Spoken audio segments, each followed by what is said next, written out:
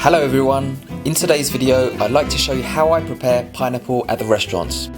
First, cut off the majority of the leafy crown, leaving around an inch off the top. Next, cut the pineapple in half. Depending on the size of the pineapple, cut the half into thirds or quarters. Cut off the top edge of the pineapple. Cut a section of the bottom to create a flat and steady base. Next, start cutting from one end, just below the tough core of the pineapple. Make a slightly diagonal incision at both ends. Then a few millimeters from the bottom of the pineapple, put the knife in halfway and cut from one end to the other.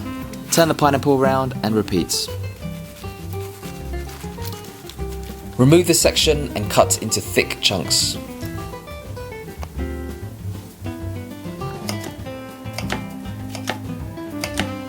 Finally, rearrange the pineapple. I hope you enjoyed the video. As always, give the video a thumbs up if you enjoyed it and subscribe if you haven't already for more videos. Until next time, bye!